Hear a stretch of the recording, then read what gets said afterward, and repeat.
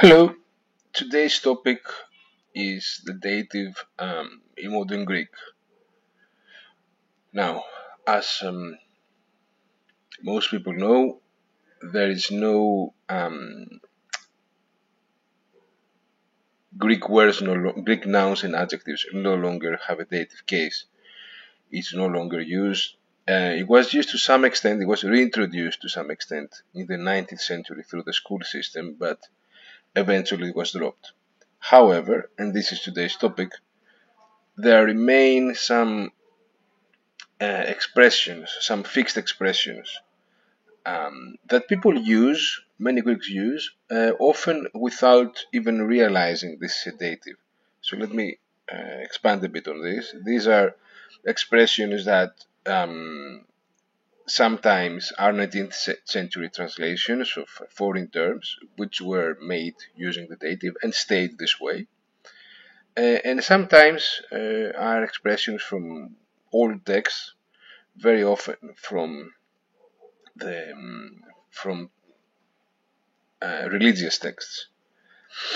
For instance, the first example we have today, "Δόξα τω Θεώ," thank God. Here, "το Θεό" would be a dative. Now, again, as I said before, because the dative is no longer in use um, organically in the language, it just uses some fixed expressions, many Greeks might not even realize this is a dative. And actually, I bet if you ask random people, they might even think this is an accusative because it sounds exactly the same actually as an accusative. Um, so this is a first example that's used very commonly. You will hear it a lot, especially in spoken Greek, what you will hear people saying. A second one, which is probably the most popular such fixed expression of dative in modern Greek, would be edaxi. Now, edaxi, let me show you my screen. Used to be, of course, two words, en, which is an ancient um, preposition with taxi, which means in order. It's literally the Greek way to say in order. And I'm almost sure this came to Greek through translation. So they wanted to translate this term. Not sure it was translated from English, it might have been translated from French in the 19th century.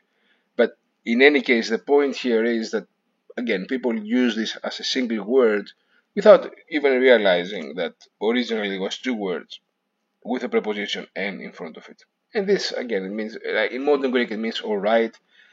And sometimes it might even be used as an adjective. For instance, I could say, "Ο Κώστας είναι εντάξει." Costas is alright. Costas is fine. So it's a very, very common word. Then we have this metritis. Metrita, as many of you might know, metrita means cash. So this metritis would be to pay in cash. And sometimes in written Greek you might encounter this use of this expression. However, it's most commonly used to mean at face value, which is kind of weird. But if you think how you use cash, is like when you trust somebody, that's when you use cash, right? Um, you don't have any issues about this person's trustworthiness, and therefore you pay him in cash. Uh, so this way, I suppose, emerged this meaning of taking something at face value. And then we have another one which is interesting. It also used to be two words with a preposition "n" in the front, "entutis." Yeah, as you can see, it works like "entaxi." It's also interesting to note that "entaxi" now is pronounced as "d." It's not pronounced "entaxi." It's pronounced "edaxi." And "tutis," I think I would pronounce it as "nt." And "tutis," but there might be people who might say "edutis." No, it sounds bad. Anyway, so this is again two words that are now written as one. That's the kind of, let's say, decision of the Greek Academy of Language to write these words with a preposition in the dative as one. And two, this is just a formal way, a quite formal way that is not so much used these days to say but. Okay, it's in part, because it's three syllables and it's very formal, so we don't use it so much, but you will still encounter it. And then the last one is an interesting one. You will hear it here every now and then. Not super popular, but still a nice phrase to know about. It's avrochis. You can see here the ending of the dative, right? With omicron iota. Avrochis posi. That's a plural dative. It comes obviously. I suppose it comes from ancient Greek. Also because, as you saw, the other expression, with the exception of this, well, actually no. I was about to say that these two expressions are in singular, but you have some plurals here too. So maybe the fact that it's a plural is not so important here.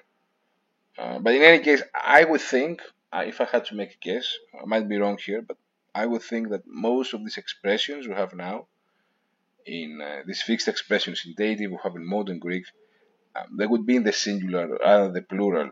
The plural is a bit awkward to our ear. In any case, this expression avrochis posi literally means with dry feet, and it came to mean with time easily. So if you think, how this emerged, probably the idea was that, sometimes to get things done, you had to work hard and you had to go work in nature and you had to get your feet wet. But if you don't get your feet wet, this probably means you didn't have to go through much trouble. Therefore, avrochis posi now means easily.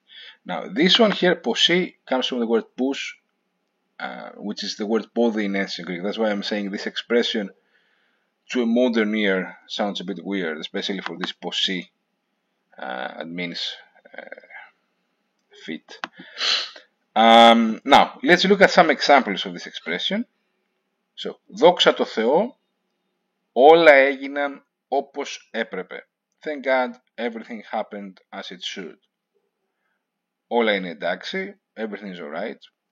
This, as I said before, εντάξει is the one you will meet pretty much everywhere and you will hear it also a lot.